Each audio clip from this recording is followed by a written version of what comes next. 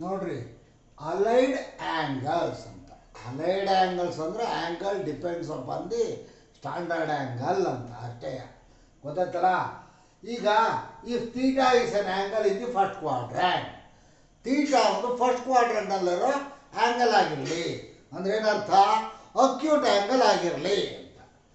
Then n into pi by two plus or minus theta, n ಅಂದು integer ಆಗಿರಬೇಕು. Integer ಅಂದರೆ ಯಾವ್ದು ಹೇಳು? -1 -2 -3 -0 1 2 3 ಇವೆಲ್ಲ. ಈ ಆ್ಯಂಗಲ್ಗಳನ್ನೆಲ್ಲ ಏನೇನು ಕಳ್ತೀವಿ? ಅಲೈಡ್ ಆ್ಯಂಗಲ್ಸ್ ಅಂತೀವಿ. ಎಕ್ಸಾಂಪಲ್ ನೋಡು, ಎನ್ನಿಗೆ 0 ಕೊಟ್ಟರೆ ಪ್ಲಸ್ ಥೀಟಾ ನಿನಗೆ ಗೊತ್ತಿದೆ, ಮೈನಸ್ ಥೀಟಾ ಇದೆಯಾ? ಎನ್ನಿಗೆ 1 ಕೊಟ್ಟರೆ pi by two minus theta ಬಂತ, ಎನ್ನಿಗೆ 1 ಕೊಟ್ಟರೆ pi by two plus theta ಬಂತ, ಎನ್ನಿಗೆ 2 ಕೊಟ್ಟರೆ 2 ಇಂಟು ಪೈ ಬೈ ಟು ಅಂದ್ರೆ ಪೈಯ, pi minus theta pi plus theta ಇದೆಯಾ? ಎನ್ನಿಗೆ 3 ಕೊಡು, 3 pi by two minus theta 3 pi by two plus theta ಇದೆಯಾ?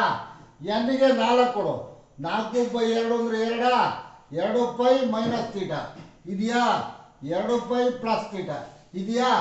ಇಂಥ ಆ್ಯಂಗಲ್ಗಳನ್ನು ನಾನು ಹೇಳ್ತೀವಿ ಅಲೈಡ್ ಆ್ಯಂಗಲ್ಸ್ ಅಂತ ಕರಿತೀವಿ.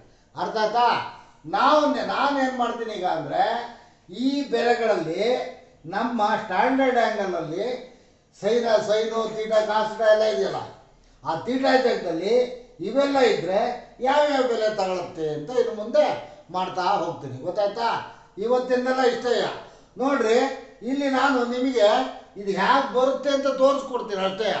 ಅದನ್ನೆಲ್ಲ ಕಲಿಯೋಕೆ ಹೋಗಿಲ್ಲ, ಅರ್ಥ ಮಾಡ್ಕೊಳ್ಳೋದು. ಮುಂದೆ ಇದೆಲ್ಲ ಮಾಡಿ ಉತ್ತರ ಬರುತ್ತಲ್ಲ, ಒಂದು ಟೇಬಲ್ ಬರ್ತೀನಿ, ಆ ಟೇಬಲ್ಲೇ ಭಾರಿ ಮುಖ್ಯ. ಆಮೇಲೆ ಇನ್ನೊಂದೇನು ಹೇಳ್ರಿ, ಇದು ನಿಮಗೆ ಗೊತ್ತಿದೆ ಯಾವುದು? ಇದು ಫಸ್ಟ್ ಕ್ವಾಡ್ರ್ಯಾಂಟ್, ಇದು ಸೆಕೆಂಡ್ ಕ್ವಾಡ್ರ್ಯಾಂಟ್, ಇದು ಥರ್ಡ್ ಕ್ವಾಡ್ರ್ಯಾಂಟ್, ಇದು ಫೋರ್ತ್ ಕ್ವಾಡ್ರ್ಯಾಂಟ್. ಗೊತ್ತಿದೆ ಅಲ್ವಾ? ಇದು 0, ಇದು ಪೈ ಬೈ ಟು, ಇದು ಪೈ ಎ, ಇದು 3 ಪೈ ಬೈ ಟು, ಇದು 2 ಪೈ. ಇದು ಗೊತ್ತಿದೆ ಅಲ್ವಾ? ಇಲ್ಲಿ ಆಲ್ ಆರ್ ಪಾಸಿಟಿವ್, ಇಲ್ಲಿ sine and cosecant are positive. ಕರೆಕ್ಟಾ? ಇಲ್ಲಿ tan and cot are positive. ಕರೆಕ್ಟಾ? ಇಲ್ಲಿ cos and secant are positive. ಇದನ್ನ ನಿಮಗೆ ಜ್ಞಾಪಕ ಇಟ್ಕೊಳ್ಳೋಕ್ಕೆ ಇನ್ನೊಂದೇನೋ ಹೇಳಿದ್ದೆ. ಏನು ಹೇಳ್ರಿ? All students taken coffee. ಇದೊಂದು ಜ್ಞಾಪಕ ಇಟ್ಕೊಂಡ್ಬಿಟ್ರೆ ಸಾಕು. ಇದ್ರ ಬೆಲೆ ಎಲ್ಲ ಕಂಡುಹಿಡ್ತಾ ಹೋಗ್ತೀನಿ. ಗೊತ್ತಾಯ್ತಾ? ಥ್ಯಾಂಕ್ಸ್.